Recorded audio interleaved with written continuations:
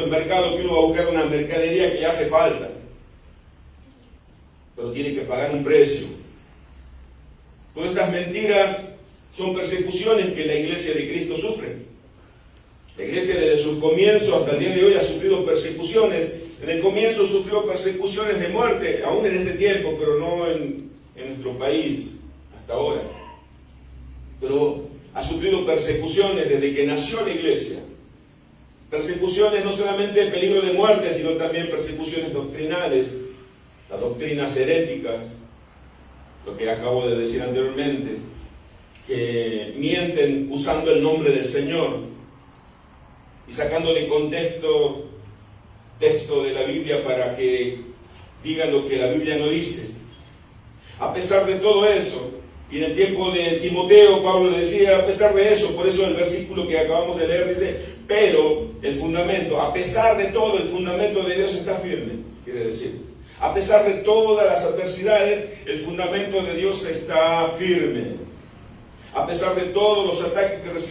No solamente el Señor edifica a su iglesia, sino que el Señor la cuide, la protege a la iglesia. El Señor prometió edificarla, el Señor prometió cuidarla y protegerla. La iglesia está firme, entonces podemos concluir y decir, la iglesia del Señor, la iglesia nunca estuvo endeble, nunca estuvo en peligro de caer. Aun cuando mataban a los primeros cristianos y morían como mártires, la iglesia seguía estando firme. Hay algunos que dicen que la sangre de los cristianos era como un tipo de abono para la iglesia, porque cuando más cristianos mataban, la iglesia crecía con más fuerza aún. Pero dice el versículo 19, pero el fundamento de Dios está firme, el cimiento, la piedra angular, la roca. Cuando escuchamos la palabra fundamento, pensamos en el cimiento donde descansa el edificio, pero también se entiende que un fundamento es un edificio fundado. Pero no tenemos duda que el apóstol Pablo se está refiriendo a la iglesia de Cristo. La iglesia desde sus comienzos sufrió persecuciones, como acabamos de decir.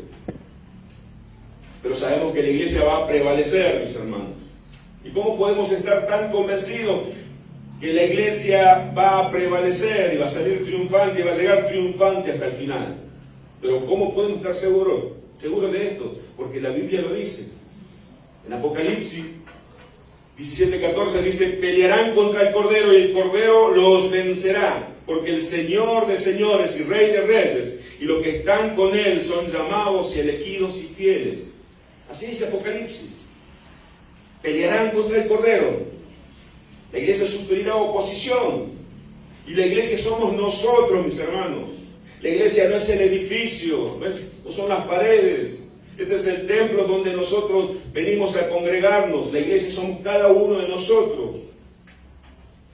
Vamos a prevalecer porque somos pertenencia del Señor. Esa iglesia tiene un sello que la distingue. Esa iglesia tiene un sello de autenticidad. Esa iglesia tiene un sello de pertenencia.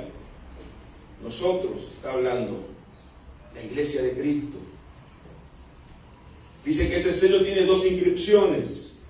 Así como cuando nosotros vemos si un producto tiene una marca y elegimos el producto por la marca y la calidad del producto, pero vemos si tiene un sello que realmente valida que el producto es verdadero o es una imitación. Bueno, Pablo le dice a Timoteo, la iglesia está firme, la iglesia tiene un sello de autenticidad, un sello de propiedad, un sello que la distingue de los demás, es una marca distintiva. Este sello tiene dos inscripciones. La primera inscripción dice, el Señor conoce a los que son suyos.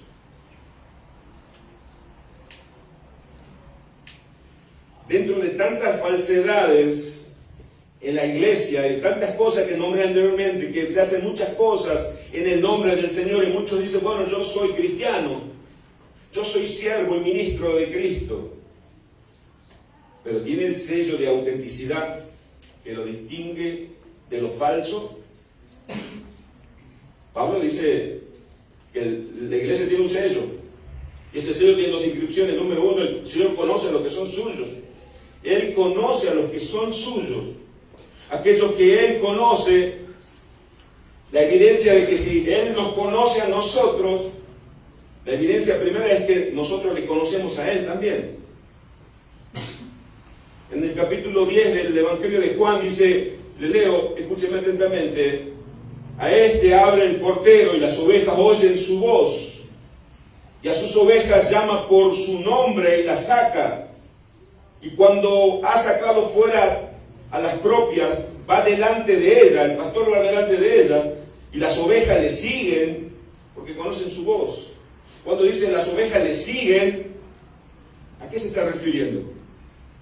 Sus ovejas le obedecen. La primera inscripción del sello dice, el Señor conoce a los que son suyos. Yo puedo decir, el Señor me conoce a mí. Bueno, está bien, te creo. Pero ahora, ¿usted lo conoce al Señor? Sí, yo lo conozco al Señor. ¿Cuál es la evidencia que lo conoce al Señor y que el Señor te conoce? Que sigues al Señor, que le obedeces al Señor, que escuchas su voz. ¿Y cuál es la voz del Señor? ¿Cuál es la voz del Señor? Que venga un profeta y diga, así dice el Señor, esta es la voz del Señor. Su palabra. Los que son conocidos por el Señor, le conocen a Él, porque conocen su palabra. Y le siguen a Él, porque le obedecen. ¿Y por qué le obedecen? Porque viven de acuerdo a su palabra, porque oyen su voz. Y dice el mismo apóstol Juan en el capítulo 10, el versículo 14, yo soy el buen pastor y conozco mis ovejas. Escúchenme que dice, y fíjense lo que dice después, y las mías me conocen. Él nos conoce, mis hermanos. No somos desconocidos porque dice que nos llamó por nuestro nombre y nos sacó. ¿De dónde nos sacó? Del mundo, del pecado, del reino de las tinieblas. Y esto no es un cuento ni una ilusión. Esto es una realidad. Una maravillosa realidad. La primera inscripción o la primera marca distintiva de un verdadero creyente, de una verdadera iglesia, es el creyente, es la persona que conoce de su Salvador, porque es conocido por Él primero. Porque no se trata de que alguien diga, bueno, yo quiero conocer del Señor, pero si Él no me conoce, no sé. Nadie puede conocerle a Él si Él no quiere que le conozcamos a Él. Si usted le conoce a Él, si usted va a conocerle a Él, es porque Él quiso darse a conocer. Pero el conocimiento no habla solamente de una información, de información que podamos tener acerca del Señor. Porque hay un texto donde el Señor revela, cuando dice lo que sucederá en aquel día. Yo sé que muchos conocen este texto, pero créame que este texto que voy a leer a continuación no deja de provocar en mí que tiemble delante de estas palabras, porque dice, todo aquel que me dice Señor, Señor, no todo aquel que me dice Señor, Señor entrará en el reino de los cielos, sino el que hace la voluntad de mi Padre que está en los cielos. Y dice el Señor Jesús en Mateo 7:22, muchos me dirán en aquel día, Señor, Señor, ¿no profetizamos en tu nombre echamos fuera demonios, en tu nombre hicimos muchos milagros? Versículo 23, el Señor Jesús dice, y entonces les declararé, nunca os conocí, apartaos de mí, hacedores de maldad. Perfectos desconocidos para el Señor. ¿Pero por qué? Si lo dijo el Señor, ¿por qué? Porque no hicieron la voluntad de mi Padre que está en los cielos. Porque no son mis ovejas, porque no me siguieron, porque no escucharon mi voz. ¿Y qué hicieron ellos? Hicieron lo que ellos quisieron hacer. No vivieron de acuerdo a lo que dice la Escritura, vivieron de acuerdo a su propio parecer. En otras palabras, ellos hicieron lo que se les venía en ganas. Yo hago esto porque a mí me parece bien, y Dios tiene que estar de acuerdo conmigo. Yo le adoro al Señor a mi manera, yo vivo a mi manera, yo hago esto porque a mí me parece bien. Apartado de mí, hacedores de maldad. No todo aquel que dice que es de Cristo, realmente lo es. No todo aquel que va a una iglesia quiere decir que es cristiano. El apóstol Pablo dice, no todos aquellos que nacieron en Israel son israelitas. Esto no depende del hombre, esto depende del Señor, mis hermanos.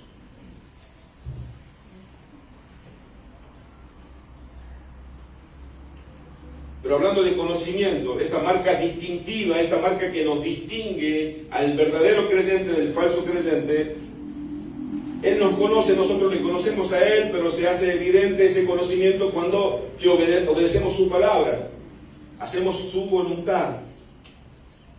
Pero también hay otro aspecto que quiero mostrarle del conocimiento: el gozo. Aquel que le conoce, aquel que es conocido por el Señor y por consecuencia nosotros le conocemos a Él, tenemos un gozo.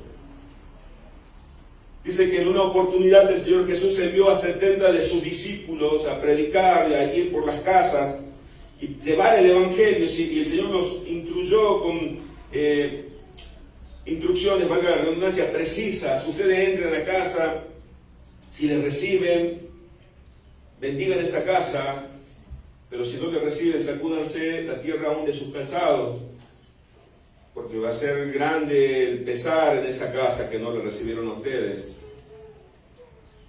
Pero el regreso de esa comisión, cuando los 70 fueron por las casas, después regresaron, volvieron los 70, dice el Evangelio de Lucas capítulo 17, volvieron los 70 con gozo, diciendo: Señor, aún los demonios se nos sujetan en tu nombre.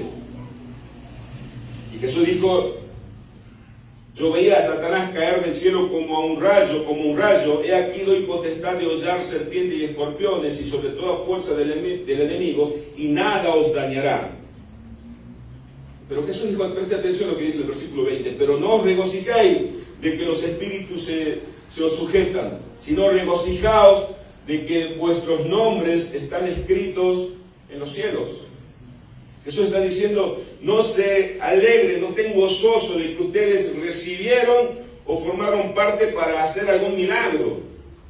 Ustedes tienen que estar gozosos de que sus nombres están escritos en los cielos, de que ustedes han sido salvados por el Señor, porque el mayor milagro no es que un muerto resucite, de que un paralítico se levante, de que un enfermo terminal sea sanado. El mayor milagro es que nosotros fuimos salvados por el Señor. Alégrense de eso, dijo Jesús. De que sus nombres están escritos en los cielos. Está diciendo, ustedes no son desconocidos allá en los cielos. El Señor conoce quiénes son ustedes. Ustedes gócense de eso. David, en el Salmo 51:12 dice, vuélveme el gozo de tu salvación, Señor. Aquel que es conocido por el Señor, fue salvado por el Señor. Y aquel que fue salvado por el Señor, le conoce al Señor y se goza en el Señor. Bueno, yo conozco al Señor, dice alguien. ¿Y conoces de tu Señor? No lo conozco. Pues yo tengo fe que me salvó. Está mintiendo. Podemos afirmar que está mintiendo esa persona. Bueno, yo conozco a mi Señor y Él me salvó. Pero no veo gozo en tu vida, hermano. Pero yo lo conozco y Él me conoce. No es una realidad. Porque la Escritura lo dice. Por eso podemos afirmarlo sin dudar. La Escritura dice. David decía, Señor, devuelve el gozo de cuando fui salvado. Todo aquel que recibió la salvación tiene un gozo, se goza en el Señor. No importa cuál sea la circunstancia, se goza en el Señor. El gozo del Señor es mi fortaleza, decía el profeta en el Antiguo Testamento. Mucho más importante que cualquier milagro que podamos recibir o podamos participar, como dije recién. Debemos estar gozosos de haber recibido la salvación, esta salvación tan grande, y la recibimos por gracia. Es una marca distintiva de autenticidad del conocimiento del Señor. La salvación se hace notoria cuando el que recibió la salvación conoce al Salvador. Hay gozo en tu vida, hermano, hermana, pero no digo que hay gozo por la bendición temporal. Sí, estoy gozoso porque... No, por lo que recibiste, por aquello eterno, por aquello que nadie te lo puede quitar, por esa salvación tan grande. Lo que recibimos por gracia. Si hay gozo por la salvación, entonces también quiere decir que usted conoce del Salvador. Y quiere decir que Él lo conoce. Porque Él le da a conocer a quien Él quiere. ¿Y por qué podemos estar tan convencidos que nadie puede conocerle al Señor por voluntad propia? Porque Él se tiene que revelar primero. Fíjese cómo se relaciona el conocimiento del Señor y el gozo. Cuando Jesús en una oportunidad preguntó a sus discípulos, ¿quién dice la gente que soy yo? Y le decía en Mateo 16:15, ¿y vosotros quién decís que soy yo? Respondiendo Simón Pedro dijo, tú eres el Cristo, el Hijo del Dios viviente. Entonces le respondió Jesús, dijo, bienaventurado, dichoso, feliz, gozoso, eres Simón, hijo de Jonás, porque no te reveló carne ni sangre, sino mi Padre que está en los cielos. No te lo reveló el pastor, no te lo reveló tu esposa, tu esposo, un hermano de la iglesia, te lo reveló mi Padre que está en los cielos. Esto quiere decir, mis hermanos, si lo que estamos aquí hoy reunidos en este lugar, en esta iglesia, recibimos la revelación del Señor, del Padre, porque Él quiso. Nos reveló a Cristo, a su Hijo. La iglesia está formada por personas que recibieron esa revelación. Por eso bienaventurados somos. Por eso Jesús dijo, bienaventurado eres Simón, hijo de Jonás. Porque no te reveló carne y sangre. Ningún mortal puede revelar a Cristo, sino nuestro Padre. Está en los cielos.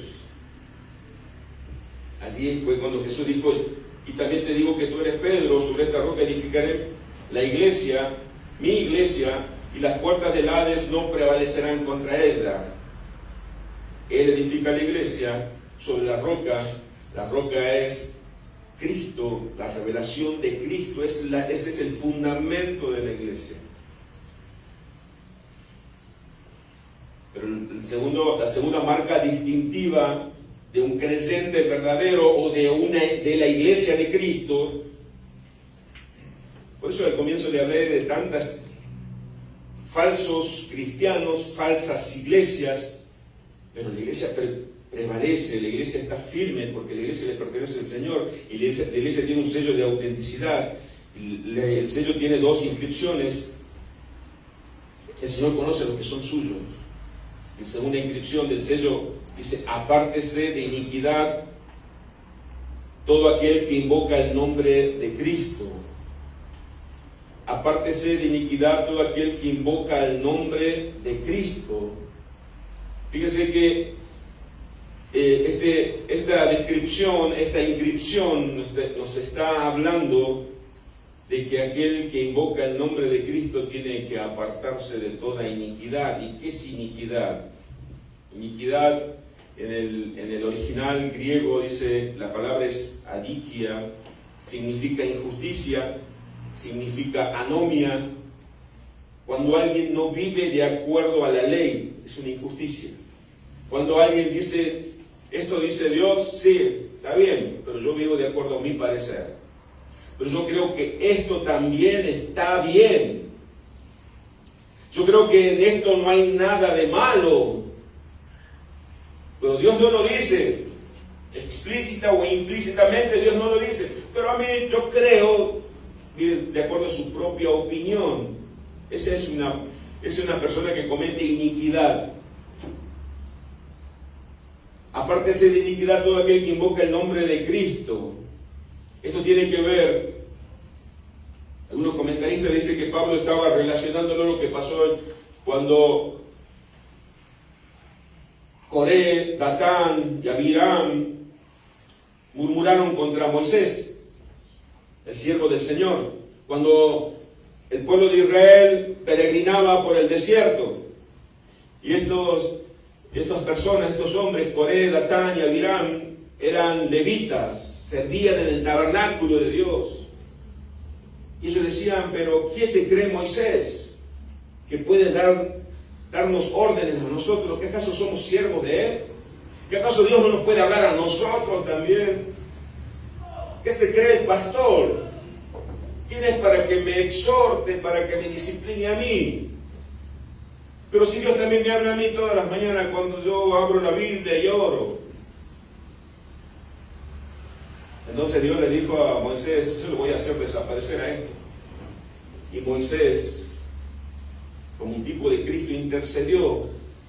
Le dijo, Señor, ¿qué tiene que ver todo el pueblo con los cuantos que pecaron contra ti, Señor? Entonces, dice en el versículo 23 del capítulo 16 de Números, entonces Jehová habló a Moisés diciendo, habla a la congregación y diles, apartaos de alrededor de la tienda de Coré, Datán y Abiram. ¿Sabe lo que sucedió? La tierra dice que abrió su boca y los tragó, a ellos y a toda su familia. Todos aquellos que invoquen el nombre del Señor, dice Pablo, se apartan de la iniquidad, se apartan del pecado. La santidad, la definición básica es aquellos que fueron apartados por Dios y para Dios, apartados del mundo, del pecado por Dios, pero con un propósito para glorificar a Dios. Eso es santidad. Y esa es la marca distintiva de todo verdadero cristiano. Se aparta de la iniquidad, porque fue apartado por Dios, pero él se guarda, se santifica, porque fue apartado para glorificar a Dios con su vida. El apóstol Pablo le decía a los Corintios en la primera carta del capítulo 6, escúchenme con atención por favor, o ignoráis que vuestro cuerpo es templo del Espíritu Santo, el cual está en vosotros, el cual tenéis de Dios, y que no sois vuestros. Está diciendo, ustedes hermanos ignoran o se olvidaron que su cuerpo es templo del Espíritu Santo, el cual está en nosotros, el Espíritu de Dios, el cual tenéis de Dios, y no sois vuestros. No nos pertenecemos a nosotros mismos. Yo con mi cuerpo hago lo que quiero, dice el incrédulo. Yo con mi vida hago lo que se me venga en ganas. Así es el incrédulo, pero un creyente no puede decir eso, porque sabe que su cuerpo es templo del Espíritu Santo de Dios. Y Pablo hace una diferencia del pecado que uno comete con el cuerpo. Es muy diferente a cualquier otro pecado. Dice en el versículo 20 del capítulo 6 de la primera carta a los Corintios, porque habéis sido comprados por precio. Por eso no nos pertenecemos. Él nos compró, la redención. Glorificad pues a Dios en vuestro cuerpo y en vuestro espíritu, los cuales son de Dios. Voy a repetirlo. Porque habéis sido comprados por precio, glorificad pues a Dios en vuestros cuerpos, en vuestro espíritu, los cuales son de Dios. Bueno, yo peco de lunes a viernes, mis hermanos, y el domingo vengo y ya estoy bien con Dios, ya pagué mi cuota religiosa. No es así, mis hermanos. Por eso que es una marca distintiva. Mira, cuando usted va a un lugar donde vende zapatillas, dice, una zapatilla de marca, de lejos la ve, es igual. La toma con sus manos y empieza a revisarla y dice, no, es falsa. Es falsa. Así es un creyente. Todos parecen creyentes. Dice Pablo, no lo digo yo. Pero vamos a ver si tienen las marcas distintivas. Si conocen al Señor. Si Él los conoce a ellos. Si le obedecen al Señor. Si viven de acuerdo a la palabra de Dios. Si viven de acuerdo a la Biblia. Si su familia vive de acuerdo a su palabra. Si Cristo es el centro de esa casa. Si se apartan de iniquidad, se reduce el número considerablemente. Por eso que Pablo, en 2 de Timoteo, lo que estamos estudiando ahora, En el capítulo 2, versículo 20 al 21 dice: pero en una casa grande no solamente hay utensilios de oro y de plata, sino también de madera y de barro. Y unos son para usos honrosos y otros para usos viles. Así que si alguno se limpia de estas cosas, será instrumento para honra, santificado, útil al Señor y dispuesto para toda buena obra. En la iglesia del Señor, está diciendo Pablo, en una iglesia local, en una congregación, es como una casa grande. En una casa grande hay utensilios que son de oro y de plata. Es cuando venía la visita, sacamos los mejores cubiertos, los mejores vasos, las mejores copas, los mejores platos, porque son instrumentos, utensilios de honra, son utensilios honrosos. Pero también en una casa nosotros tenemos un plato donde comen nuestros perros, que lo lavamos una vez al mes, una vez a la semana, no sé. Pero yo estoy seguro de algo, que los platos que nosotros ponemos en la mesa a diario, eso lo lavamos todos los días. Y no sacamos el plato que comimos ayer sin lavar, está ahí en la pileta, y lo ponemos nuevamente en la mesa y vamos a servir la comida. Entonces, ¿para qué lo vamos a lavar si después se va a ensuciar? No pensamos, ustedes tampoco piensan así. Esa es la marca distintiva de un creyente verdadero. Se santifica constantemente. El pecado le molesta.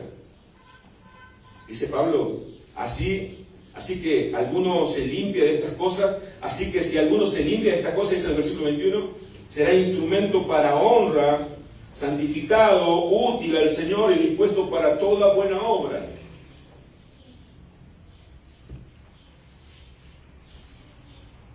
Es una clara ilustración. Cuando el apóstol decía en la segunda,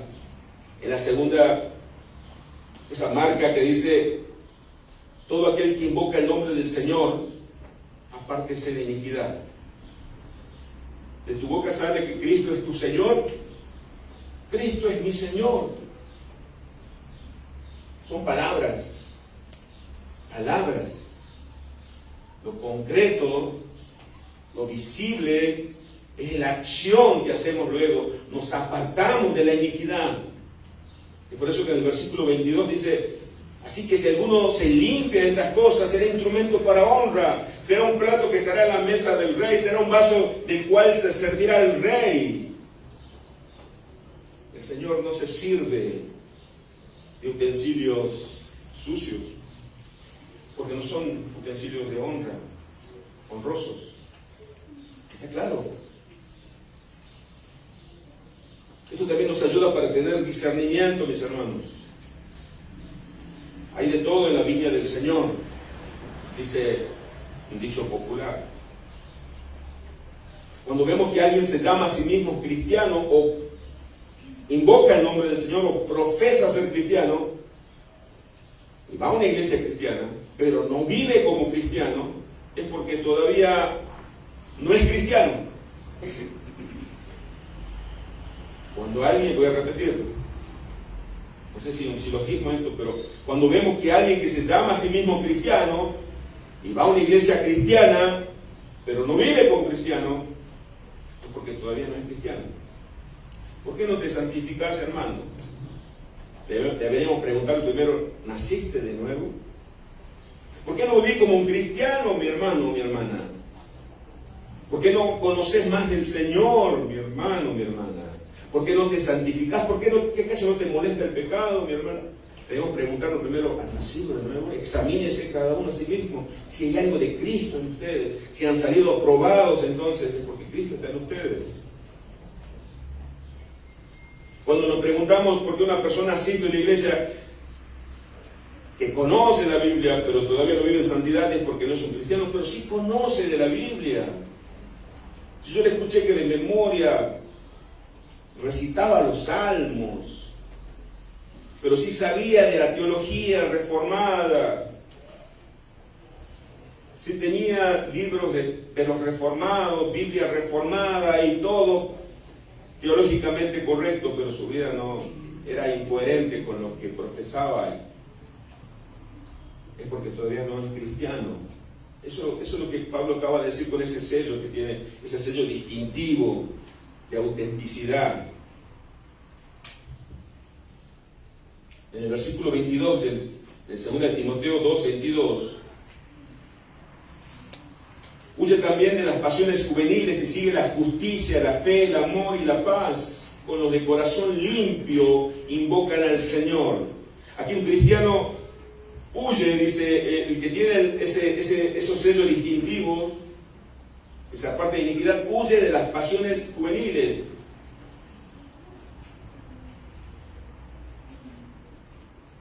Evita todo aquello que estimule esas pasiones propias de un joven. Esto no quiere decir que sea para los jóvenes, pueden tener 15, pueden tener 99 años. Esas pasiones, esa concupiscencia está en la carne todavía. Pero dice, huye de las pasiones juveniles, está diciéndole, evita, Timoteo, evita todo aquello que te estimule a pecar.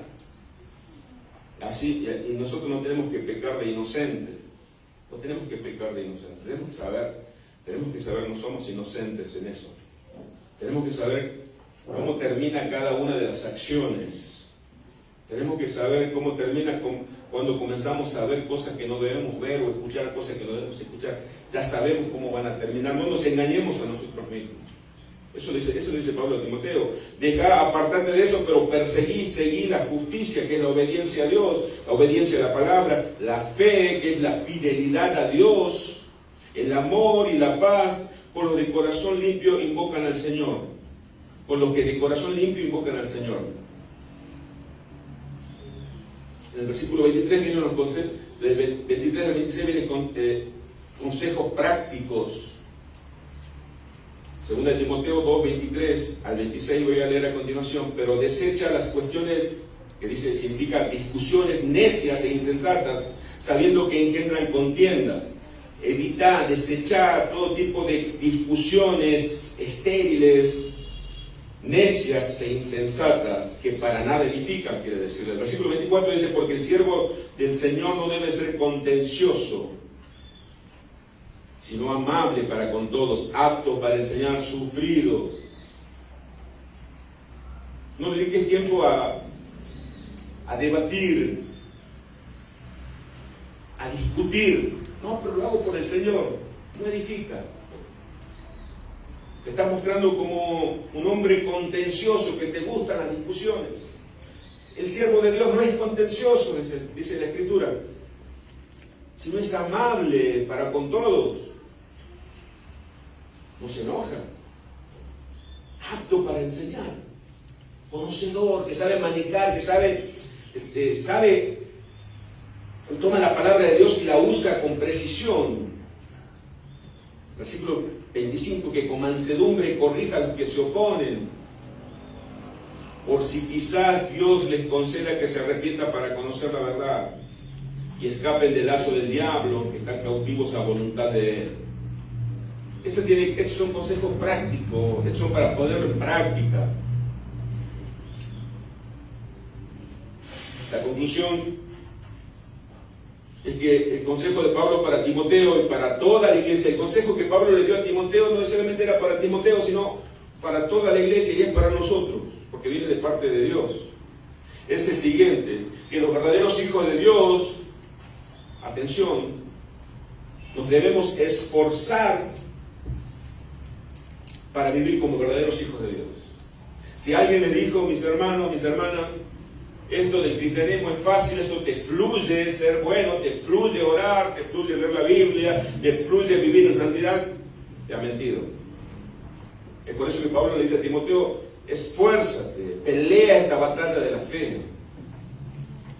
¿Se acuerda con el versículo 15? Dice, procura con diligencia, da tu mejor esfuerzo para ser un obrero diligente, aprobado por Dios.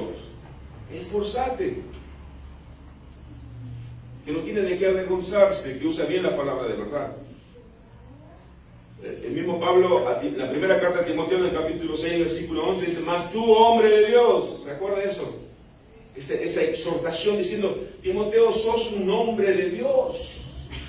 Huye de estas cosas. Un accionar. Huir. No, yo soy fuerte. Voy a encontrarme con una señorita. Total, yo soy fuerte, sé controlar. Mentira. ¿Por qué podemos decir que mentira? Porque la Biblia lo dice. Tenés que huir. No, yo soy demasiado fuerte. Voy a comenzar a explorar las redes sociales y no voy a caer. Mentira. No, voy a tener, pues yo sé poner límite. Mentira. Hay padres que todavía dicen, no, mi hijo sabe poner límite. Mentira. ¿Sí? Nosotros siendo adultos no ponemos límite, menos ellos.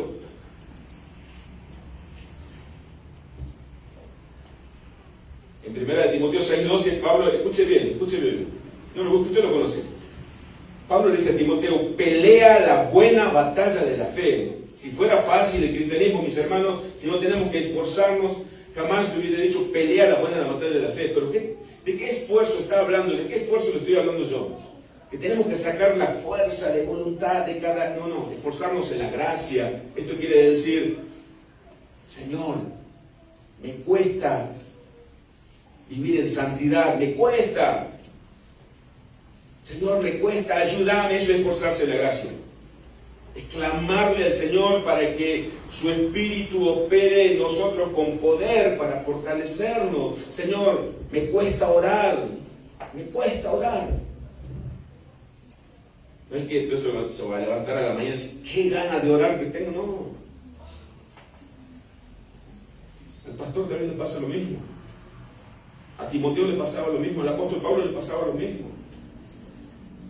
Al Señor Jesús en la carne también seguramente. Porque la Biblia dice que nuestra carne está en enemistad con Dios. Yo cuando estoy comenzando a leer la Biblia me da sueño. Yo tengo que pedirle al Señor, ayúdame a estudiar tu palabra. No es que, digo, bueno, hay días sí que me levanto con ganas de leer la Biblia y con ganas de orar. Pareciera que estoy en el tercer cielo. Pero hay días que me cuesta mucho. A usted también le cuesta. Usted sabe de lo que estoy hablando. Por eso dice, pelea la buena batalla de la fe.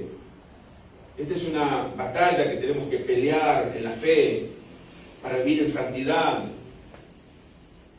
para permanecer firmes, ser fieles al Señor. Esto no es un juego. No se trata de jugar a ser cristiano.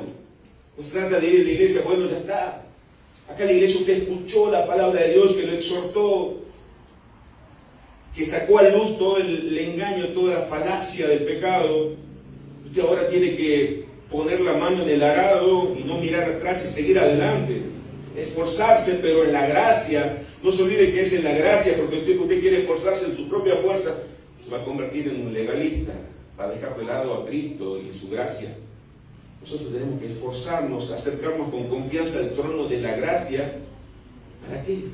Buscar socorro y auxilio. Buscar esa ayuda, ese pronto auxilio que necesitamos. El hecho de que fuimos llamados por el Señor para que seamos sus hijos es un privilegio supremo. Pero debemos entender que implica una gran responsabilidad, porque llevamos el nombre de Cristo. Esto no es un engaño, no es una motivación, porque el predicador no es un motivador, sino es un heraldo que anuncia lo que el rey ha dicho. Es un gran privilegio, mis hermanos. Debemos esforzarnos en la gracia para vivir como hijos de Dios. Debemos esforzarnos en la gracia. Eso es lo que Pablo le estaba diciendo a Timoteo. Los verdaderos cristianos se esfuerzan en la gracia porque son conocidos por el Señor, le obedecen, le siguen a su Señor y Salvador. Esforzarnos para vivir en santidad, esforzarnos para vivir de acuerdo a la salvación que nos regaló el Señor. Hay un ejemplo de un hombre de Dios, de un ministro de Dios del segundo siglo, que fue discípulo del apóstol Juan. Muchos quizás lo conocen, de Policarpo estoy hablando. Policarpo fue perseguido, fue tomado prisionero por los soldados del Imperio Romano. Y ellos le decían a Policarpo: Policarpo, si juras fidelidad al emperador y maldices el nombre de Cristo, te dejaremos libre. A lo que Policarpo respondió: llevo 86 años sirviéndole y ningún mal me ha hecho. ¿Cómo he de maldecir a mi rey que me salvó? Eso es fidelidad, eso es esforzarse. Ese es una persona que tiene la marca distintiva de ser genuino, un genuino hijo de Dios. Y no le estoy hablando de Cristo, no le puse la vara alta como tenemos que tener, no llegar a la estatura del varón perfecto, ni de Pablo, sino de Policarpo, que no figura en el canon bíblico, sino figura en la historia de la iglesia. Les voy a repetir lo que dijo: llevo 86 años sirviéndole y ningún mal me ha hecho él. ¿Cómo he de maldecir al rey que me salvó? Finalmente los soldados lo agarraron para atarlo a una estaca, y atado ya en medio de la hoguera, y cuando estaban a punto de encender el fuego, Policarpo elevó la mirada al cielo y oró en voz alta. Escuche bien la oración de Policarpo: Señor Dios soberano, reconoció la soberanía de Dios, te doy gracias porque me has tenido por digno de este momento, para que junto a tus mártires yo pueda tener parte en la copa de Cristo, la copa de Cristo. Por eso te bendigo y te glorifico. Amén. Amén. Hermano, eso, tenemos que llegar a eso. Un cristiano en este tiempo dice: bueno, no voy a la iglesia porque el pastor no me saludó. No voy a la iglesia porque está medio complicado afuera con el tema de la pandemia. No voy a predicar porque se me ofende, me quedo sin amigos. Está difícil vivir en santidad. Usted vio las redes sociales, se te meten las imágenes que uno quiere ver. Esforcémonos, mis hermanos. ¿Saben por qué? Porque Cristo se lo merece. Él se lo merece. Damos gracias al Señor por su palabra.